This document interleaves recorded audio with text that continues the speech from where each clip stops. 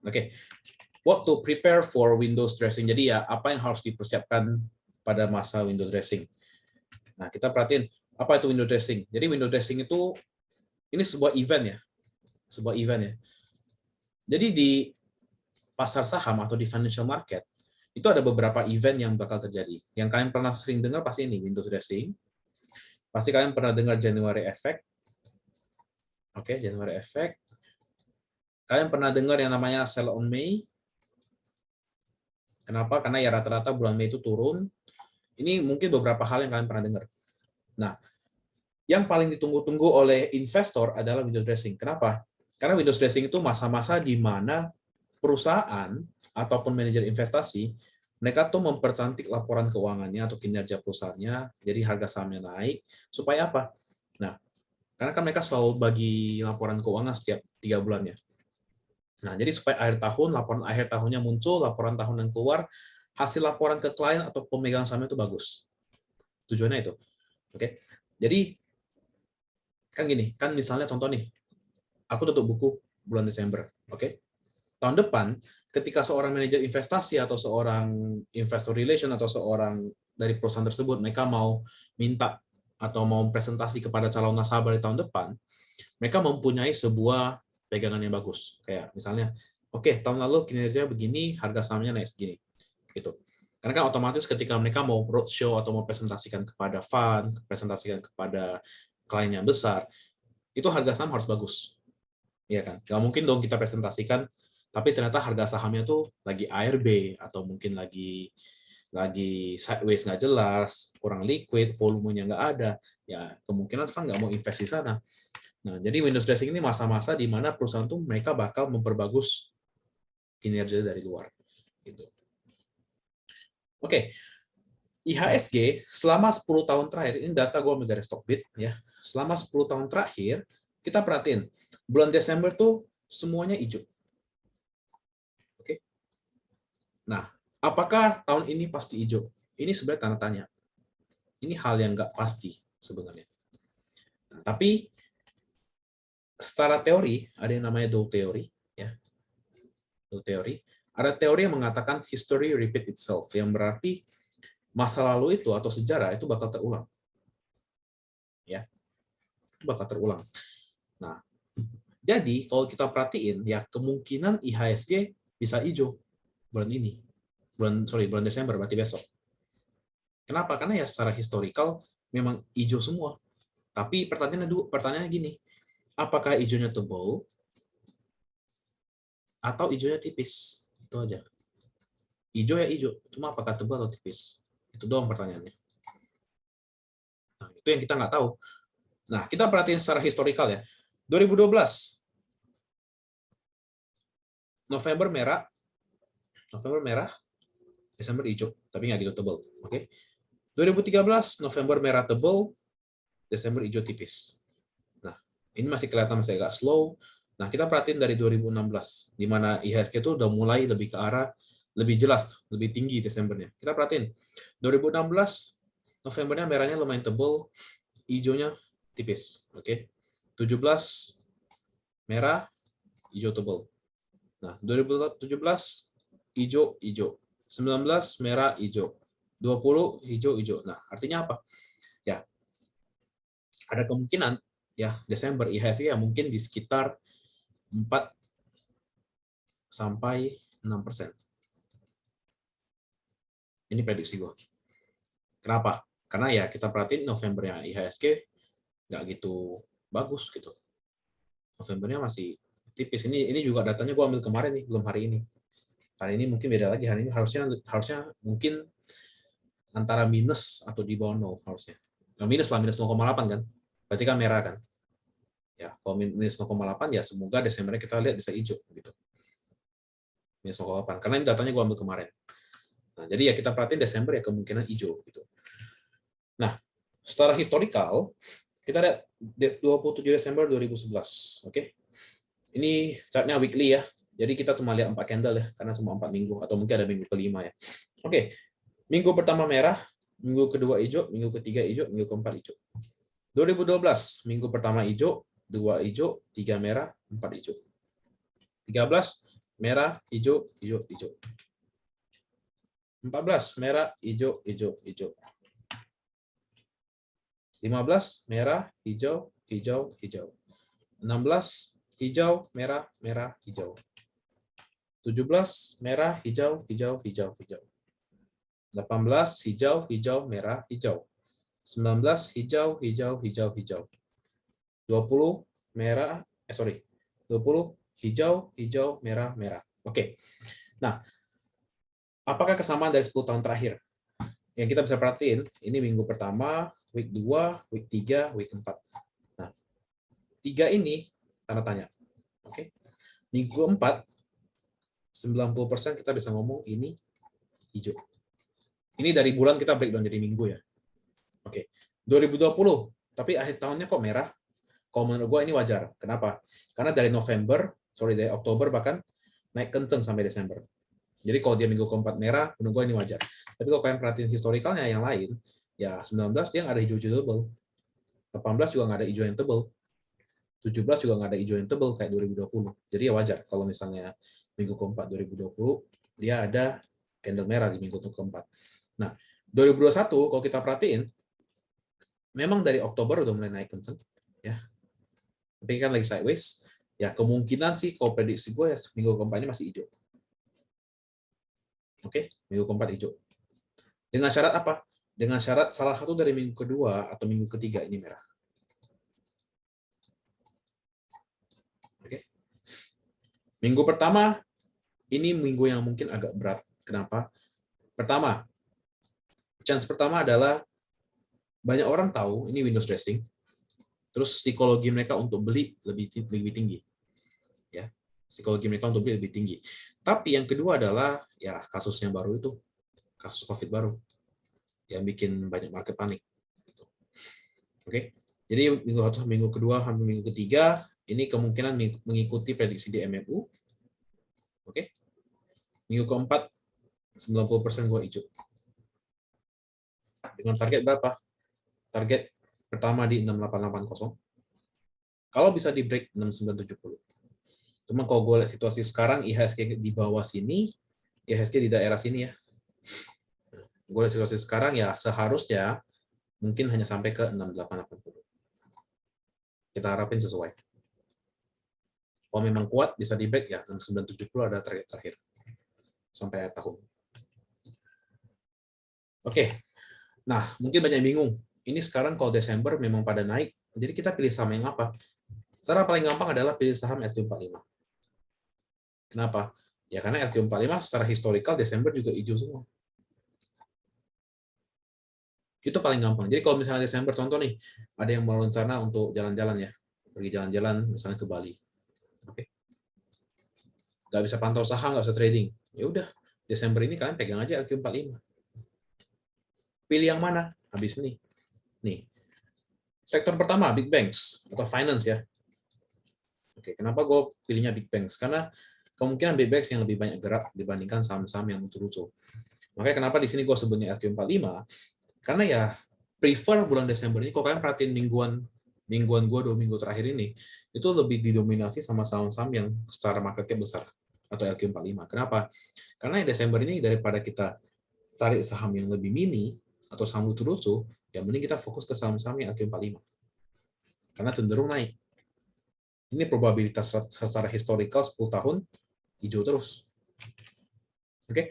Nah, big banks ada dua yang menurut gua bisa kalian coba pantau. Yang pertama adalah BCA, yang kedua BRI. Ya, historical BRI hijau terus, BCA masih ada merah, tapi cuma minus 0,19 dengan situasi November naik 10% ya. November naik 10%. Jadi menurut gue ini dua big banks yang boleh kalian pantau. Oke, tapi kalau kalian mau pilihnya BNI atau Mandiri, ini juga oke. Oke. Nah, mungkin ada chances ketiga yaitu Arto.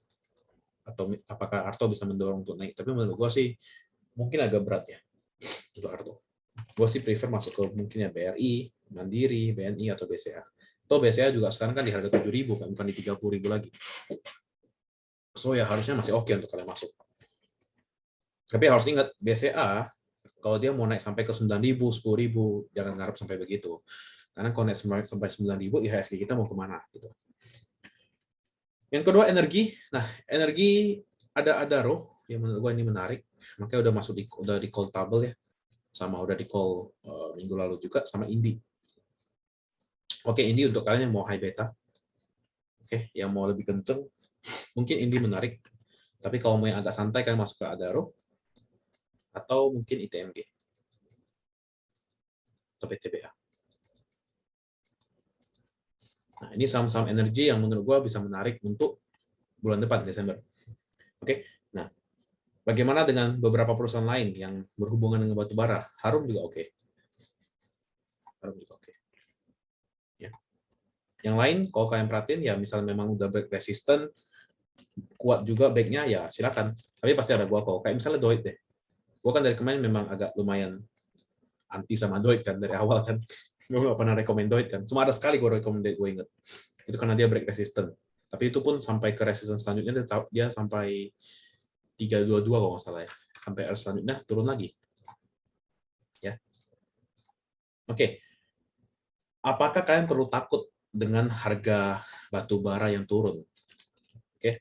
Nah, kita perhatiin historically harga batu bara 2007 historically naik hijau terus. Ini kenapa 18 bisa merah? Karena 18 ya harga batu bara dropnya lumayan dalam. Itu awal mula harga batu bara drop itu 2018, turun sampai ke 2019. Nah, perhatiin kalian bayangin ya, harga batu bara itu sempat di 70. Oke. Tahun lalu 70. Tahun ini ya sekarang di range sekitar 140 sampai 160. Range-nya segini. Oke.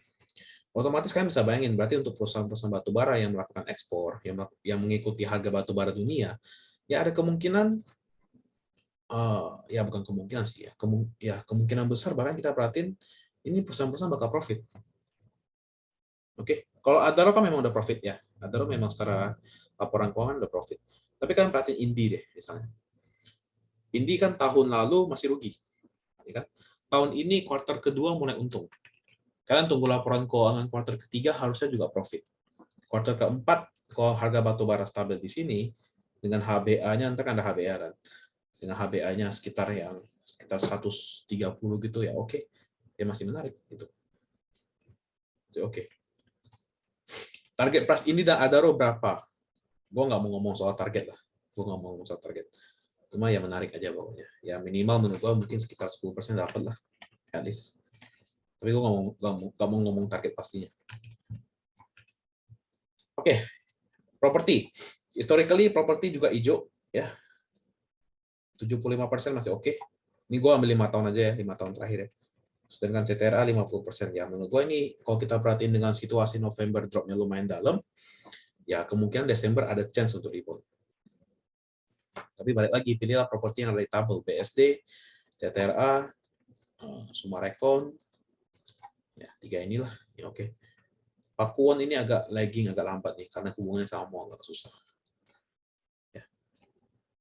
Pilihlah yang gini-gini aja, yang gini juga bisa kenceng kok. Nggak harus pilih LPKR, nggak harus pilih kebak, nggak harus. Ya kebak mungkin bisa kenceng, cuma kan kita nggak tahu kalau drop sampai berapa. Pilih aja yang aman, BSDE, CTRA, SMRA gitu. Nah, basic industry kita perhatiin historically rata-rata hijau ya. Inco ini menarik. Kalau Inco naik ya biasa, temennya juga naik. Antam, Tins, temennya juga naik biasa. Oke, menurut gue ini lagging, 3 ini lagging menurut gue. Ini lagging, kenapa ya? Harga komoditasnya naik, terutama timah kan. Harga komoditasnya naik, tapi harga sahamnya belum naik. Menurut gue ini lagging. Jadi ya Desember kalian boleh pantau ini basic. Oke. Basic boleh pantau. MDKA juga harusnya masih oke. Kalian perhatiin bikin new high terus, new high, naik, koreksi, naik lagi lebih tinggi, koreksi, naik lagi lebih tinggi. Ini harusnya oke MDKA. Mungkin ganti kepala bisa. Oke. Infrastruktur. Oke, infrastruktur. Telkom, oke. Ya, Telkom tapi udah naik juga ya, udah kepala 4 ya, udah 4.000. Historically Telkom 100% hijau. Konstruksi di Jasa Marga oke. Tapi bagaimana dengan Wika dan kawan-kawan? Wika dan kawan-kawan menurut gua ini masih agak kurang. Ya.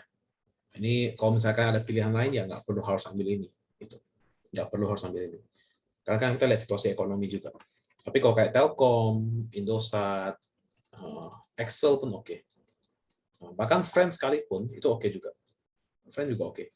Tapi dengan situasi apa? Friends kalian harus perhatiin kalau misalnya beneran bisa break resistance baru menarik. Kalau belum break ya menurut gua sih jangan dulu. Oke. Jadi infrastruktur lebih ke arah cenderung ke arah yang berhubungan dengan telco. Bahkan perusahaan-perusahaan kayak Tebik pun oke. Tebik, Tower, nah, tower-toweran juga oke.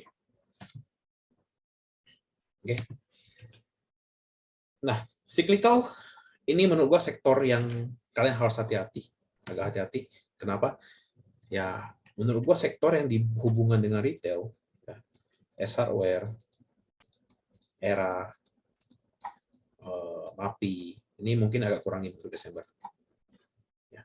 Kalau cyclical mungkin masuk ke area media, SMA, ya MNCN boleh. Dua ini. Tapi untuk retail, saran gua sih ya mungkin belum dulu ya. Mungkin belum dulu. Oke. Non-cyclical gimana? Non-cyclical menarik sebenarnya untuk Desember ya, kita perhatiin. Unilever, HMSP, ICBP. Nah, kenapa? Kan perhatiin pergerakannya non-cyclical. 2021 ini cenderung merah terus. Cenderung merah terus. Ya, kemungkinan ini bisa jadi momen untuk Desember mereka bisa hijau. Karena kalian perhatiin Unilever juga drop-nya udah lumayan kan dari tahun ini kan. Terus juga ICBP juga lumayan sideways doang sebenarnya. Kalau kan tarik jangka panjang tuh sideways doang. Bahkan kayak INDF juga oke. HMSP ini agak tergantung sama cukai, jadi gue mungkin agak kurang ya. Cuma ini masih lumayan menarik. Jadi kalau mau ya mungkin ambil di Unilever, ICBP, INDF. HMSP, kenapa gue masukin di sini? Karena menurut gue harga di bawah 1000 ini udah lumayan murah. Oke. Nah, industrial kalian pantau dua ini aja, ASI sama UNTR. UNTR mungkin bakal terdorong sama batu bara. ASI mungkin lebih terdorong karena ini SQ45. Jadi ya menarik. Dua ini. Toh ASI juga secara teknikal koreksinya udah lumayan dalam ya. Udah lumayan oke. Oke, teknologi ini masih tanda tanya ya. Masih tanda tanya karena masih sektor yang baru. MTech kita nggak bisa pakai historikalnya karena dia ada pergantian bisnis. Bukalapak ini juga sama nggak bisa. Nah, ini tanda tanya. Apakah menarik? Menurut gua ini kalian pantau kalau mereka break resist saja. Ya, kemungkinan yang bisa lebih menarik adalah MTech. Buka ya mungkin belum lah. Transportasi. Nah, ASA oke. Ya, karena kita perhatiin bulan Desember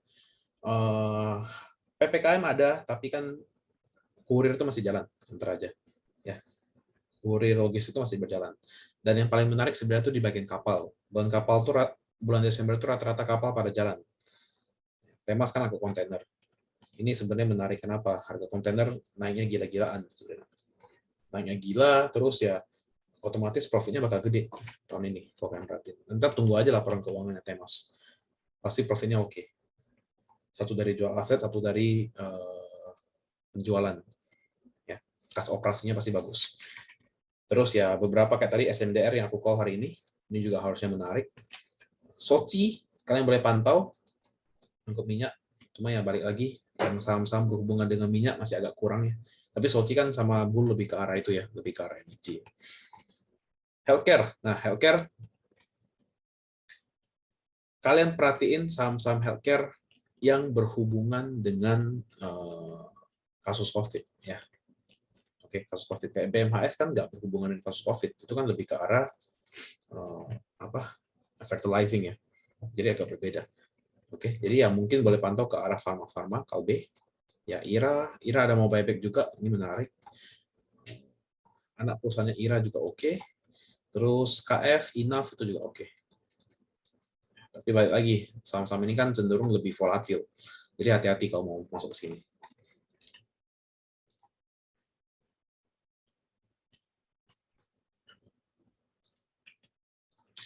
Oke, bulan Desember libur cuma sehari ya. Harusnya kemarin tanggal 24 ada libur, tapi diubah, nggak jadi. Jadi masih hari bursa, 24 itu hari Jumat. Masih hari bursa, libur cuma tanggal 31. Oke, ada yang mau nanya? Bagaimana dengan isu AM itu anak perusahaan dari ISAT yang tutup? Dia tutup pun harga ISAT masih naik kan, sempat 8.000 kan. Ya nggak gitu ngaruh. Karena kan gini, arah bisnisnya udah berbeda. Arah bisnisnya ISAT ya lebih ke arah telco pada umumnya gitu. Jadi ya dia tutup pun nggak berpengaruh sama bisnisnya. Coba kalian buka laporan keuangannya, apa sih yang memberikan profit paling gede pada ISAT? Gitu. Kalau beneran memberikan profit yang gede, harusnya nggak tutup. ICBP breakdown, ASI tadi disuruh Papa lepas. Iya, karena dua-duanya break support. Kayak gue ngomong minggu ini kan kemungkinan ada koreksi dulu. Jadi sampai ke support selanjutnya, kalian baru tampung lagi. Oke. Udah mulai normal, susah trading, tipsnya gimana? Maksudnya udah mulai normal apa ya? Kan belum mulai. Untuk kapal-kapalan IPCC masuk nggak? Nggak, karena IPCC kan ke arah pelabuhan. IPCC itu di arah pelabuhan, bukan di kapal. Jadi ya beda. Lihat data history di Stockbit, apakah harus pakai Stockbit Pro? Iya, betul, harus pakai. Ini gue jawab yang Q&A aja ya. Oke, view-nya friend, apakah terkait dengan Windows Dressing? Karena saya baca waktu issue banyak manajer investasi yang beli. Jangan samakan kalian sama manajer investasi. Kalau manajer investasi, mereka kan nggak masalah untuk pegang kapanpun. Ya kan, mereka mau pegang 2 tahun, 3 tahun, ya mereka nggak masalah. Tapi apakah kalian bisa tahan selama itu? Itu pertanyaannya. Tapi apakah bakal terangkut sama Windows Dressing? Menurut gue bisa berpengaruh. Tapi mungkin nggak banyak. Kayak gue ngomong, Windows Dressing ya kemungkinan yang paling menarik adalah saham-saham RQ45. Jadi ya, kalau gue pribadi sih daripada gue pilih friend, ya Telkom lebih menarik kemungkinan. Oke. Friend udah boleh serok 8384. Ini tanya di grup aja deh. Yang beginian. JRPT oke kok properti. Kan tadi aku udah bilang. Kalian kalau mau pilih yang di luar tabel, silakan. Aku bakal merekomendasikan saham-saham properti yang menurutku bagus. Maksudnya menurutku bagus itu gimana? Ya memang secara kinerja oke, jelas perusahaannya. Itu yang penting, perusahaannya jelas. Ya, kalau kalian mau pilih yang di luar tabel, JRPT, mau pilih ke bank, mau pilih kota, ya terserah kalian, nggak masalah. Kalau menurut gua sih ya, kita kan ambil momen Windows Dressing ya. Kita ini ngomongin untuk momen Windows Dressing ya Desember ya. Ya pilih yang jelas gitu. Kalau kalian mau momennya untuk trading ya, mau saham-saham kayak JRPT itu oke, selama trading kalian oke, bagus. CTRLA ada kasus sengketa tanah masih oke. Kalau udah ada masalah, harga sahamnya udah hancur lebih dalam harusnya. BRMS menarik nggak? Ini nggak usah dijawab, kalian pada tahu semua jawabannya. Top 5 emiten aja kok, banyak banget. Kalau gue kasih 5, nanti kalian bakal patokannya sama itu doang. Itu susahnya. Tapi yang menurut gue menarik ya, adalah BRI di bank, Adaro, Inco, BSD menarik, sama Pegas. Itu yang menurut gue menarik. MPMX gimana? MPMX tuh kalian ngambil momentum untuk dividen. Karena kan dia biasa bagi dividen lumayan tinggi. Nah, biasa menjelang bagi dividen tuh lumayan kenceng. Ambil momentumnya di sana. Nah, biasa kalau kalian perhatiin historical ya bulan-bulan Desember dia naik juga biasa. Oke, ini pertanyaan aneh-aneh mungkin gue skip dulu ya, yang agak aneh-aneh. Tips untung kompetisi trading. Oke, soal kompetisi nanti kita ngomong deh ya. Habis ini kita ngobrol bentar. BBKP habis reissue, oke nggak? Oke kok. Oke, gue suruh masuk kan. Habis reissue. Tapi habis reissue ya. PTPP untuk Windows jadi kurang. Ya, kalau menurut gue sih konstruksi mungkin agak berat. Ya, kita perhatiin lah kalau misalnya memang ada. Ini kan pendapat gue di masa awal bulan ya. Nanti kalau misalnya tengah-tengah mungkin awal minggu atau minggu kedua ya kelihatan konstruksinya mulai break atas, ya kita masuk aja. Nanti pasti aku call. BBKP hold silakan, nggak masalah. Ya, jadi ketika IHSG ini kan ada yang tanya nih sampai tanggal 3 IHSG mungkin tes support. Ya kemungkinan ya kalau misalnya memang tes supportnya kuat, ya di sanalah kalian serok, jangan takut. Serok aja di sana. Toh kita perhatiin gini, kayak hari ini dia turun dalam ya. Tapi yang merah itu ya nggak gitu banyak. Maksudnya ya gitu-gitu aja yang merah, nggak sedalam waktu hari Jumat kemarin.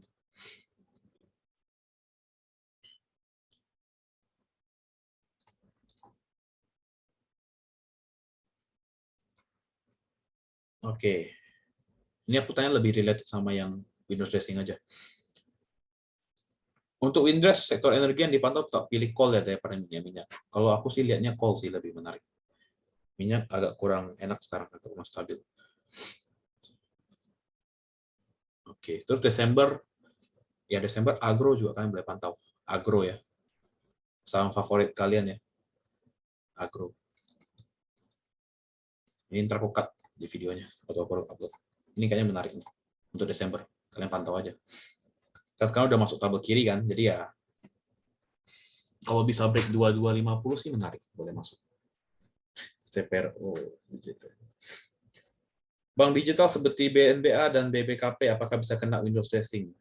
Bisa aja, pasti kena. Karena gini, kalau satu sektornya naik, ya kita ngomong satu sektornya pada naik, ini ya kecil mini-mini juga naik. Kalau mini-mininya malah sideways atau malah turun, justru ini hati-hati, kalian jangan masuk di sini. Gitu. Antam masih oke, udah terjawab tadi ya. Apakah di luar LQ45 tidak terjadi Windows dressing? Terjadi juga. Cuma balik lagi, kayak aku ulangin ya, satu sektor, satu sektor.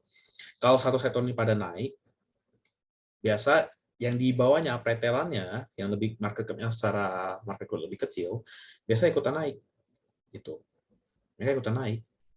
Cuma balik lagi, kalau misalnya jantung kalian satu, ya kalian pilih yang utamanya, yang di RQ45. Kalau kalian pilih ya jantung dua, ya pilih second liner-nya. Kalau kalian lebih pilih ngasal, terus suatu sektornya pada naik, tapi sahamnya malah sideways, berarti kalian salah pilih.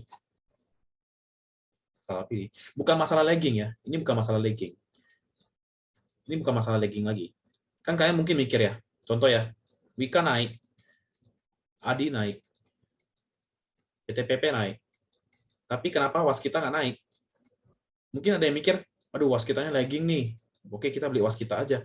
Ya, kalau pikiran lagging, ada kemungkinan mungkin perusahaannya ada masalah atau lagi ada reissue gitu. Nggak berarti dia nggak ada kena Windows dressing, kena. Kalau toh satu sektornya naik kok, satu teman-temannya naik semua, tapi dia nggak naik, ya berarti ada sesuatu di perusahaan itu. Makanya kayak aku bilang, call kalian mau pilih silakan. Menurut gua call bisa menarik, tapi pilihlah call yang ada di tabel. Itu call yang kelihatan mungkin bisa call naik, ya mereka yang naik gitu dibandingkan yang lain.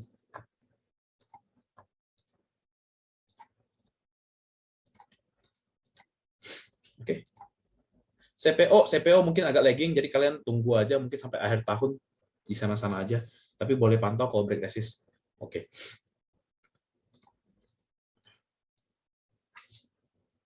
Ini yang pada naik saham, aku agak skip ya. Aku agak skip. Kebanyakan soalnya. Yang nanya ulang juga aku skip.